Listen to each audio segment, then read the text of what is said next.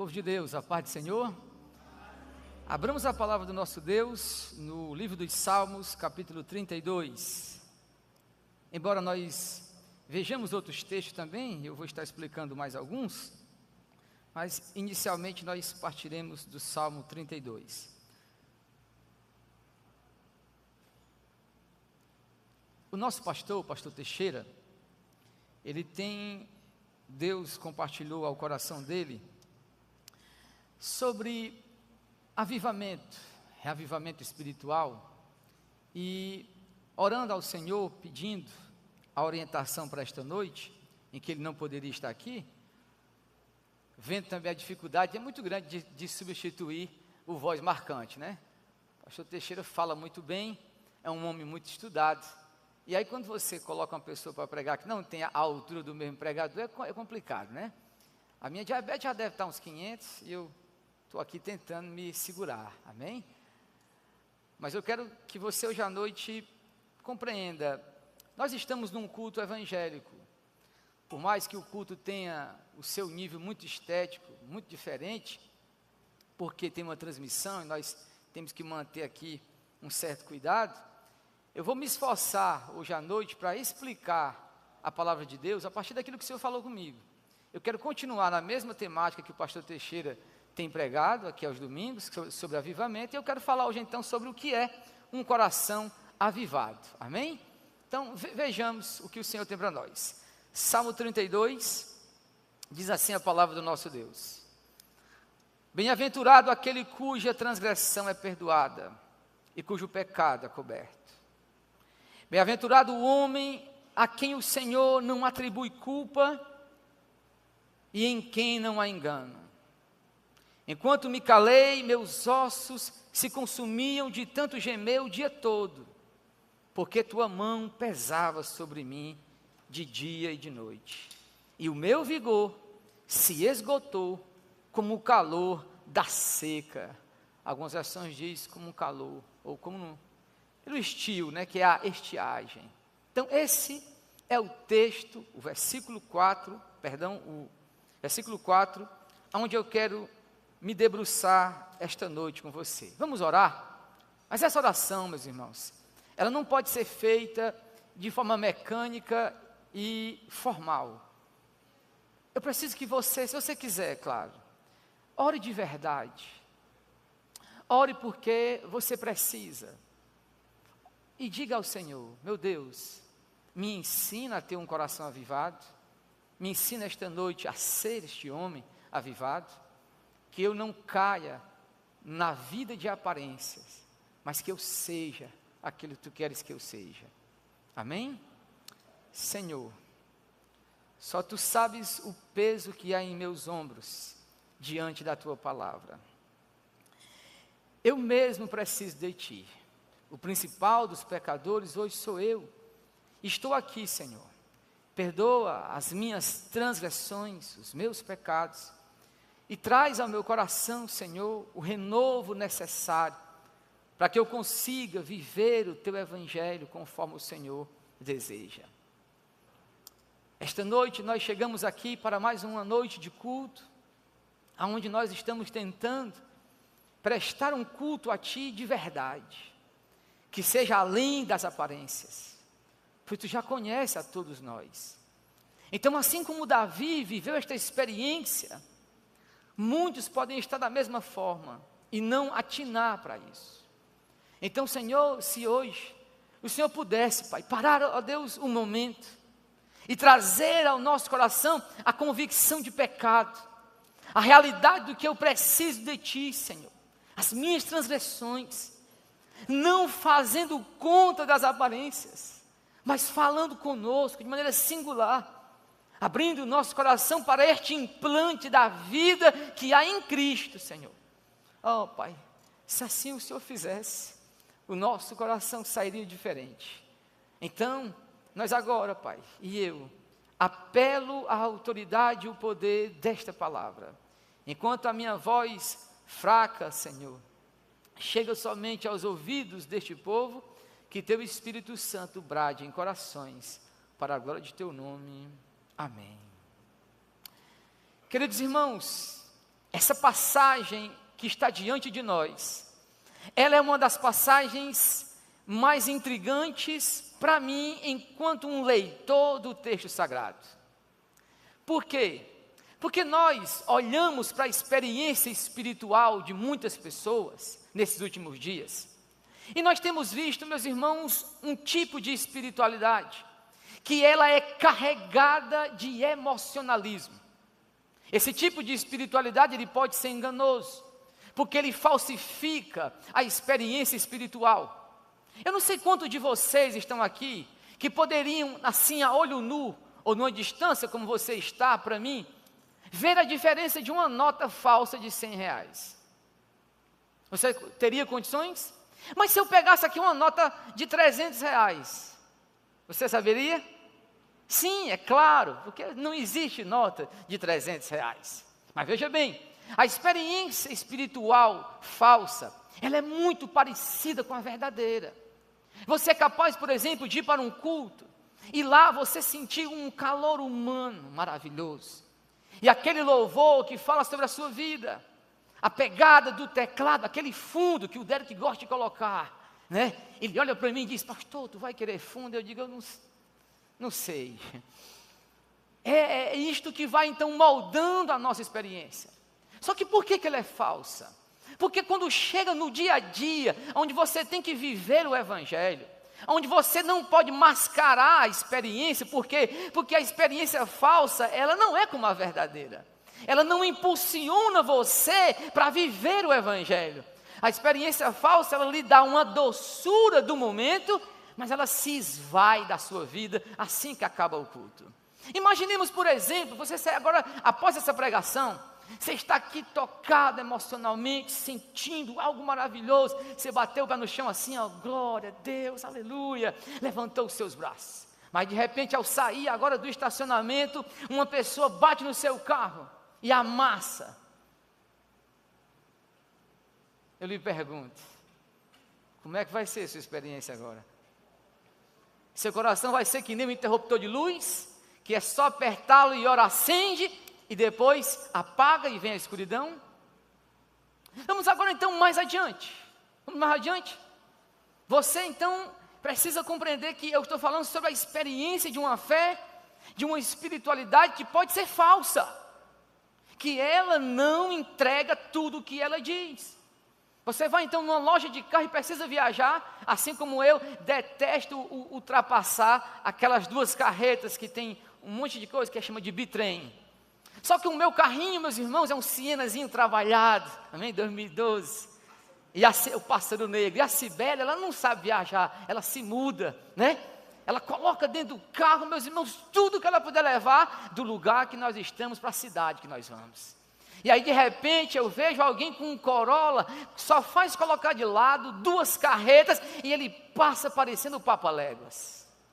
E eu devo ser o coiote, porque o carro boto de lado e o Derek me ensinou a colocar na quarta, mas ele não anda como o Corolla. Mas aí eu vou numa loja e digo: moça, eu preciso de um carro. E ela então diz: olha, está aqui esse carro aqui, 1.6, melhor do que o seu. Só que ela não me disse, meus irmãos, que o motor estava adulterado, ela só queria vender. E aí quando eu pego aquele carro e vou para a minha viagem, Cibele se mudou de novo, né? Colocou tudo dentro do carro e leva eu para poder subir a Serra do Tianguá. E aí ele já não tem força. Parecia normal, estava tudo legal, só que na prática, aquilo que ela disse não entrega. Meus irmãos, façamos a pergunta correta.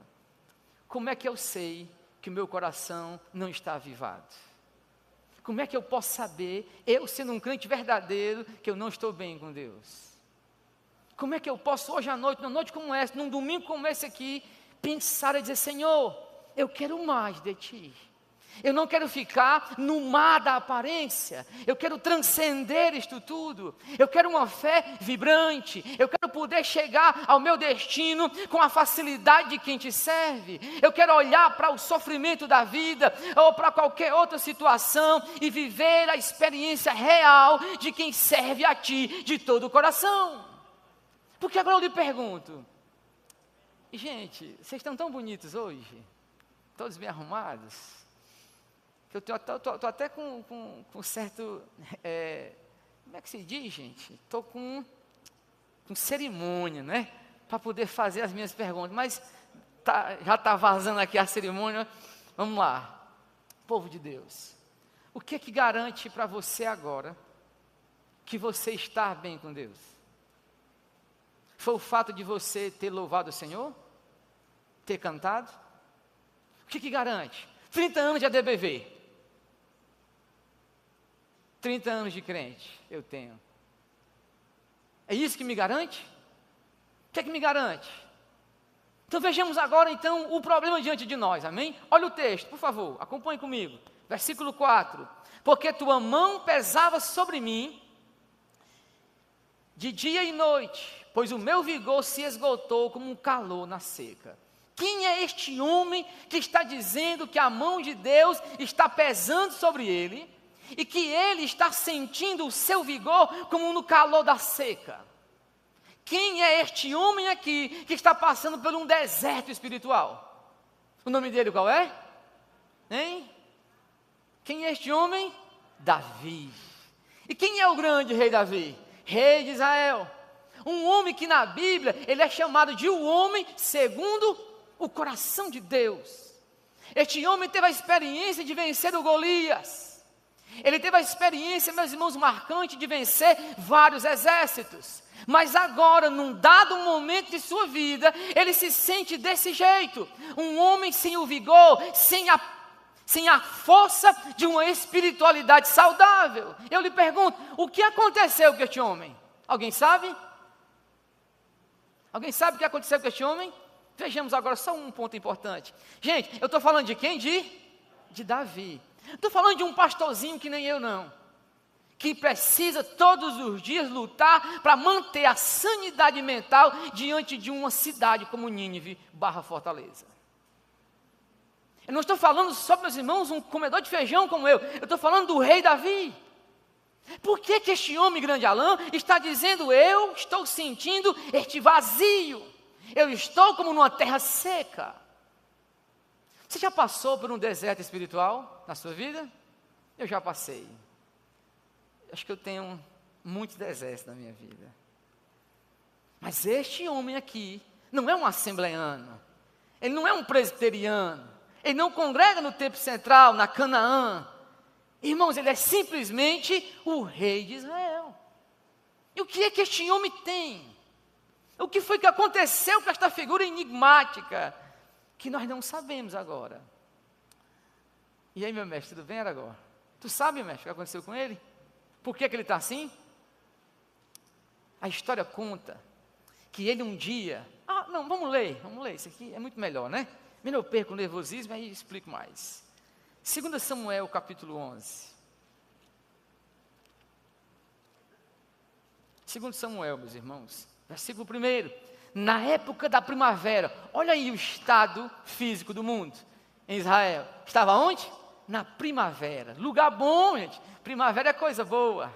O texto então diz, no tempo em que os reis saem para a guerra, Davi enviou Joabe e com ele seus servos de todo Israel, e eles destruíram os amonitas e sitiaram Rabá. Porém, Davi ficou em casa. Era a época da guerra, era a época da luta, era a época de estar no fronte, na batalha. E Davi fica em casa e envia outros no seu lugar. O texto então diz que numa tarde da primavera, na tarde de primavera, Davi se levantou da sua cama, seus pensamentos estavam o quê? Ainda voltando. Eu não sei se ele era como eu. Meus irmãos, eu já me levanto pensando nos livros que eu li. Aliás, eu nem consigo dormir direito. Eu sonho com os livros, eu sonho com Hegel, com Nietzsche, com Kant. Só sonho com gente que não presta. Mas ele levantou, meus irmãos. E ele levantou da cama e foi passear no terraço. Eu não tenho tempo para passear no terraço, e ele tem. Eu acordo já precisando ir trabalhar, fazer outras coisas. Mas ele agora não foi para a guerra. O texto então diz que ele se levantou da sua cama e foi passear no terraço do palácio real. E do terraço ele viu uma mulher que tomava banho. E o texto então vai dizer, e ela era o quê? Muito virtuosa. Virtuosa não é uma boa tradução. A tradução seria, ela era belíssima, formosa, atraente. E aí, meus irmãos, o que o texto então diz? Davi perguntou quem era a mulher e disseram, ela é Batseba, filha de Eliã, mulher de Urias o Heteu. Davi mandou buscá-la e ela foi até ele e ele se deitou com ela, pois já havia se purificado da sua menstruação. Depois ela voltou para sua casa. Davi, do palácio da casa, do terraço da sua casa, ele vê uma mulher, e após acordar na caminhada dele, ele vê aquela mulher, meus irmãos, mas entenda, este homem é um homem segundo o coração de Deus. Imagine, é como se você acabasse de tomar santa ceia, e já dissesse um palavrão. É possível um negócio desse? O que foi que aconteceu com Davi, para ele, meus irmãos, olhar para aquela mulher e ter um arrobo de paixão e mandar trazê-la e se deitar com ela? Por que ele caiu dessa forma? Como foi que Davi, um homem segundo o coração de Deus, caiu desse jeito? As quedas são desse jeito aqui, súbitas. Ora, o fulano de tal estava aqui dando glória, e de repente agora ele desviou-se. Foi o que aconteceu? Foi o que aconteceu no culto para ele desviar. Meus irmãos, por que Davi caiu com esta mulher? Vá, seja honesto, diga para mim agora.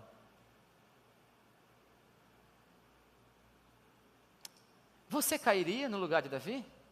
Se fosse você, homem, esquece as mulheres agora.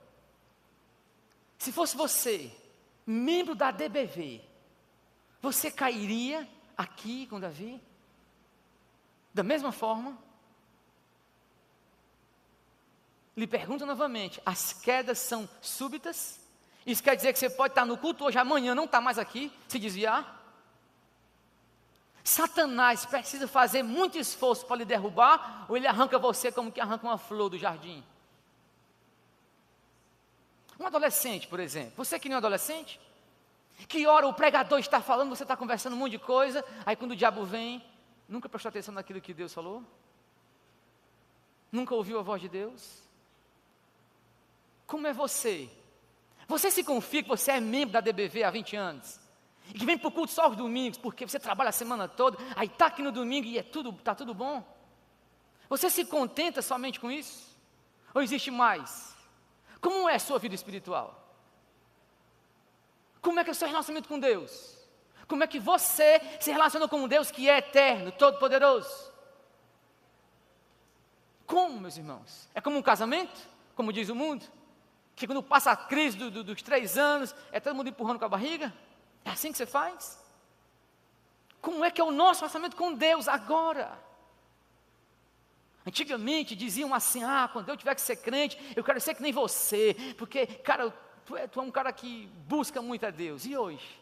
Como é que as pessoas olham para nós e dizem, eu ser crente como tu? Que compra e não paga? Que na hora do culto nem lê a Bíblia? Como é que é, meus irmãos, a nossa vida espiritual? Vocês estão pensando? Ou não? Eu estou pensando seriamente. Como é que é a minha vida com Deus? Como é a sua vida com Deus? Como é que nós dessa igreja vivemos com Deus? Empurrando com a barriga os momentos? Precisando fazer eventos por mais eventos? A agenda do mundo pauta este púlpito? Culto rosa, amarelo, azul, vermelho, cinza. Não, o amarelo é o dia da fome, qual é o nome? É um negócio lá, não tem? É saúde mental. Aí tem o rosa, que é o da câncer de mama. Depois tem um monte de cores, mas tem que ter. Porque está faltando por pregar a Bíblia. Aí precisa do que acontece no mundo, irmãos. Já é política, só política. Depois é o Natal, e aí o Natal, o elemento do Natal, que é Cristo, passa-se. E as pessoas dizem, como é que é a nossa espiritualidade? Você é um cristão? Não, sério, vamos lá, você é um cristão? Por que eu sou um cristão? O que é que me garante que eu sou um cristão? Eu vou mais fundo, o que é que garante que eu sou um pastor que preste? É porque eu tenho um paletó que eu aluguei lá na Maraponga? R$30. Porque o que é que me garante que eu sou um pastor? É o terno e a gravata? Existe algo mais para ser um pastor? É fazer teologia 4 anos? Ou o nosso curso aqui, o médio, 2 anos? O que é que garante você? É a aparência? Existe algo mais do que a aparência? E o que é? Pense nisso. Agora volte comigo, por favor. Irmãos, eu não acordei bem não, eu estou histórico, polêmico e filosófico hoje. Mas vamos lá. Foi o que aconteceu com Davi. Por que este homem pecou, meus irmãos? Por que o grande rei Davi, de uma hora para outra, no tempo da guerra, ele vai e cai desse jeito? Gente, me responda, me ajude, por favor. Eu vou responder para você agora a única resposta possível, biblicamente, que pode nos fazer corar de vergonha, até mesmo eu, amém? Mas como meu compromisso é com a palavra, eu quero ser o primeiro a apanhar, amém? Pia para 10, deixa que eu apanho, sozinho. Nós estamos diante, meus irmãos, de algo que às vezes passa despercebido no nosso olhar, porque nós temos uma visão muito míope da vida espiritual. Nós olhamos para Davi e como ele vencia as coisas.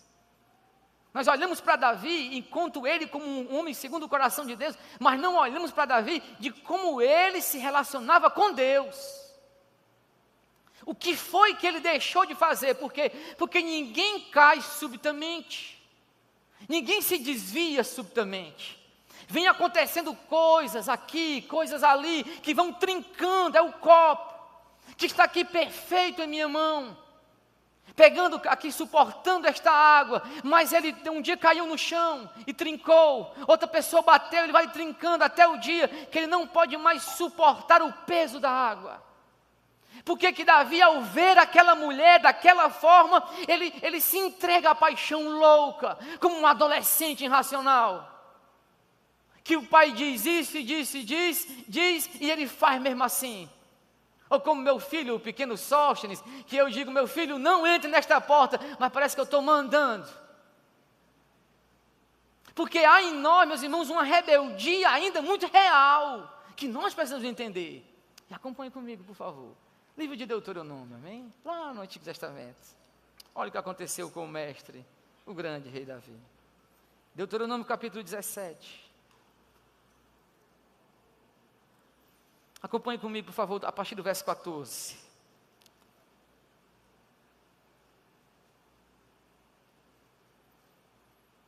Quando entrares na terra que o Senhor teu Deus te dá, e a conquistares, e habitando nela disseres, designarei para mim um rei, como fazem todas as nações ao meu redor, certamente designarás como rei aquele que o Senhor teu Deus escolher. Designarás um dos teus irmãos como rei, não poderás escolher um estrangeiro, um homem que não seja dos teus irmãos. Mas ele não poderá acumular cavalos para si, nem fará voltar ao Egito para conseguir mais cavalos, pois o Senhor vos disse, nunca mais voltareis ao Egito. E também, olha aí o texto, e também não tomará para si muitas mulheres, para que seu coração não se desvie, nem ajuntarás para si muita prata e ouro. Davi sabia o que estava escrito. Ele era rei de Israel. Mas Davi decidiu não viver a palavra de Deus. Por que é que muitas pessoas caem e cairão? Porque, meus irmãos, numa multidão como essa, alguns podem não estar mais querendo viver a realidade deste livro, o poder desta palavra. Meus irmãos, eu posso sentir no ar aqui, neste momento, como as coisas do mundo seduzem a sua vida, como os prazeres momentâneos de outros lugares podem tomar lugar de você ouvir a palavra de Deus. E você está trilhando o mesmo caminho de Davi, sabe o que a Bíblia diz, mas não para ouvir a palavra do Senhor. Quando Davi viu uma mulher, na sua beleza, na sua formosura, ele deveria ter lembrado: está escrito que eu não devo tomar para mim mulheres, porque pode ser que eu me desvie, que eu afaste o meu coração de Deus. E quantas vezes nós temos a oportunidade de meditar na palavra, de viver a palavra, de conhecer a palavra, mas nós escolhemos outras coisas, escolhemos outros caminhos, escolhemos outros projetos, vivemos outras experiências com o coração dizendo: não, mas eu sou crente, a hora que eu quiser voltar eu posso voltar, a hora que eu quiser sentir Deus eu posso sentir. Deixa eu te dizer, se você entrar na sequidão, na aridez, meus irmãos, se você entrar no deserto de uma frieza espiritual, nada lhe poderá tirar, nenhuma emoção do mundo vai até você, nenhum pregador desses falsos profetas desta cidade lhe arrancarão de lá. Somente o poder da explicação da palavra de Deus arranca você desse lugar. Porque eu estou dizendo que você está frio, que você está seco, se você não tiver a palavra. E o que é que os falsos profetas dirão nesse momento? Dirão: não, diga assim: eu sou vitorioso. Diga: este ano é ano de vitória. Diga comigo assim: este ano é um ano de metas concluídas. Tudo é mentira, gente. Tudo é mentira. Tudo mentira. Do Pablo Marçal até o Mar Carniça, todos são mentirosos. Todos são mentirosos. E eu digo isso por mim. Não é o pastor Frota, nem o pastor Teixeira que mandou, não. Quando eu prego aquilo que eu preciso falar. Estando gravado ou não. Todos são falsos profetas. O falso profeta, a gente conhece ele à légua, como um mendigo que não toma banho. A fedentina do seu pecado é notória. Eles têm medo da lavagem pela palavra de Deus. Eles não querem a verdade do Evangelho. Eles não vão lhe dizer isso que eu estou lhe dizendo. Porque para eles o que vale são as emoções. Você vai para um curso de 5 mil reais e pronto. Para ele está bom demais. Davi era um homem que teve vitórias militares, mas não estava agradando a Deus. Davi era um homem, meus irmãos, que estava de pé, mas só de aparência. O coração já se afastara do Senhor. Você leu o que eu li? Como é que está a sua vida de meditação bíblica? Levante sua mão, por favor, não minta para mim não, que eu sei, daqui eu sinto a mentira. Quem está aqui, não veio ainda nenhum culto de quarta-feira aqui na nossa igreja, depois que eu cheguei aqui, para poder ajudar o pastor Frota? Levante sua mão. Tem muita gente mentindo, porque eu estou aqui toda quarta-feira e não lhe vejo. Vocês estão entendendo? Nós temos o culto de doutrina quarta-feira da nossa igreja sede aqui. Por que você não vem? Diga para mim assim: pastor, eu trabalho demais, vai. Eu trabalho demais. Eu sou um homem extremamente ocupado. Homem de Deus, mulher de Deus. Você está correndo um perigo enorme. Pastor, o senhor está dizendo o que com isso? Que você está errado. Se você pode vir, não vem. O seu cristianismo está sendo só de aparência. E eu lhe provo biblicamente.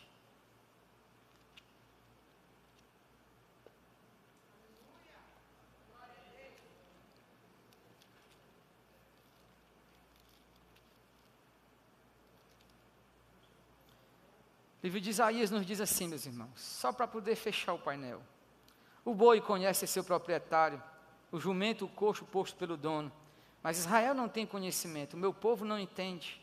E aí então o Senhor diz: ouvi a palavra do Senhor, ó chefe de Sodoma. Dai ouvidos à lei do Senhor, povo de Gomorra. O Senhor pergunta: por que me trazeis tanto sacrifício? Eu estou farto dos holocaustos de carneiro, da gordura de animal, de engorda. Não me agrado do sangue. Quando virdes comparecer diante de mim, quem vos pediu que pisardes nos meus atos? O culto não é estar aqui dentro dessas quatro paredes. O culto é o relacionamento com Cristo a partir do que Ele se revela agora para nós. Uma pessoa pode estar no culto, mas está conversando ou vendo no celular e não está no culto. Ela está no ambiente, mas não cultua. Não há o encontro com Deus, não há a realidade da presença de Deus.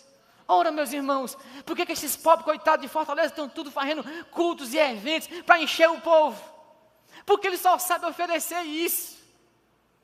Eu quero que você entenda que aquilo que o Senhor está falando para ti é maior do que a experiência de estar entre as quatro paredes.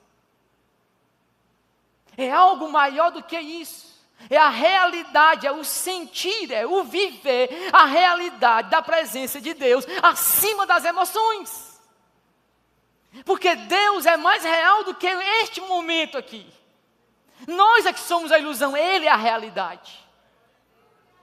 E aí, então, como é que pode, meus irmãos? Isso aqui me choca.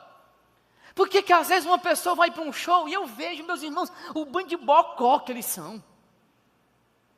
O cara vai para um show, seja do Oficina G3, seja de qualquer um, do Som e Louvor, cadê o Mário Jess aqui, brother? Seja de qualquer banda que tem. O cara vai para o show e ali se alegra e tudo e acha que é Deus. Por que não é Deus?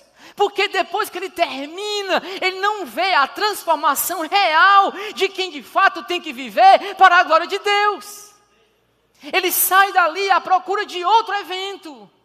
Ele não tem a alegria fixa de quem tem comunhão com Deus.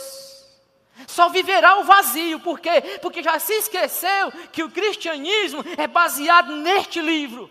E não nas falsas profecias desses falsos profetas, desses ensinadores da maldade. Enganando o povo de Deus, falando o que não deve ser dito, explicando o que ninguém quer saber. É isso que nós precisamos compreender. Mas há um caminho, meus irmãos, para nós. Diga glória. Mas você quer esse caminho? Ou não? Ou você fará, você pensa que eu sou um coach, que eu estou aqui tendo uma performance, pouco me importa a performance. Se você não estivesse nem gostando, você podia ir embora. Eu não prego para agregar a multidão, eu prego para ensinar a palavra de Deus ao povo. Há um caminho que você não pode só dizer amém. Este caminho, entenda, você pode levantar a mão e vir aqui à frente, mas passou por aquela porta ali, não tem mais nada com Deus. Não é um faz de conta, meus irmãos, não é um faz de conta. Povo de Deus, eu nunca fui num teatro de verdade, amém? Só fui em teatro de mentirinha. Mas eu me lembro, meus irmãos, minha primeira novela que eu assisti, nunca vou me esquecer, era a novela Pedra sobre Pedra. Aí estava lá, meus irmãos, o Fábio Júnior, que era o Jorge Tadeu, se eu não estou enganado, e o Jorge Tadeu vai dar um beijo na boca da moça lá, e eu aqui com a minha mãe, minha frota é coisa grande, viu? Aí eu pergunto assim para a minha digníssima mãezinha, mamãe, por que esse homem beijou na boca da outra, eles são namorados, como é que é isso aí? Ela disse, não, meu filho, isso é uma novela, é um teatro. Ele finge que ele beija na boca dela, mas ali nada é verdade. Isto aqui é um teatro. Que nós fingimos que cantamos, fingimos que pregamos, fingimos que Deus está aqui e Ele não está. É um teatro, gente. O que é esse momento aqui? O que é ser cristão? É um teatro. Como foi que Davi, abra comigo no Salmo 51. Salmo 51 tem resposta para nós, coisa grande, coisa de Deus. Coisa de Deus. Salmo 51. Salmo 51, meu amado. Davi, ele estava tão cego no teatro que ele estava vivendo, que o profeta Natã, Deus diz, Natã vai à casa de Davi, Natã chega e diz, Davi, tinha um homem em Israel que tinha uma ovelhinha, cuidava como sua própria filha, criada no seu lar. E chegou, e tinha um outro que tinha várias ovelhas, e chegou um homem lá. E ele, esse homem rico, em vez de matar das suas cordeirinhas ou do seu gado, ele foi no homem que só tinha uma, pegou a cordeirinha que ele mais amava e sacrificou para o seu amigo. Irmãos, na mesma hora, Davi é um homem justo, amém? Não é que nem eu não. Davi diz, um homem que fez uma coisa dessa, deve morrer. Natã então diz: esse homem és tu. Absoluto no que eu estou dizendo. Não estou mentindo, nem estou tirando. Davi está aqui esta noite. E este é o Natã que confronta os nossos corações. Meus irmãos, quando nós olhamos para as pessoas que não buscam a Deus, nós somos capazes de criticá-la e dizer: um cabra desse não busca a Deus, mas e eu? E eu? A mídia está massacrando um jogador de futebol chamado Robinho, porque o que ele fez foi de fato medonho, deve ser punido, mas pegam um Robinho para poder execrar, como se ele fosse um homem amaldiçoado. Meus irmãos, todos nós poderíamos fazer a mesma coisa na loucura. Davi fez o mesmo. Eu não preciso e não vou procurar outra pessoa para eu condenar. Eu já tenho a mim mesmo. Eu tenho que olhar para mim, para o meu coração e dizer: Senhor, abre os meus olhos e não deixa eu me esquecer da tua lei. Não deixa eu fugir da tua palavra. Eu quero é guardar a tua palavra no meu coração para eu não pecar contra ti. Eu quero é amar a tua lei. Eu quero é viver esta verdade todos os dias da minha vida. Porque é isso que nós temos que fazer. E quando Davi é confrontado, o Salmo 51, ele escreve, meus irmãos, e diz assim no versículo 12: restitui-me a alegria da tua salvação e sustenta-me com o espírito obediente. Ora, por que obediente? Porque ele desobedeceu lá atrás no Deuteronômio. Ele sabia que ele errou, ele tinha que ser um rei melhor, ele tinha que ser um rei ligado à palavra de Deus. Saia daqui esta noite para governar a sua vida segundo a verdade do Evangelho e não segundo o que o mundo diz. A sabedoria do mundo nada é. A sabedoria do mundo nada é. Só a Escritura possui esta verdade.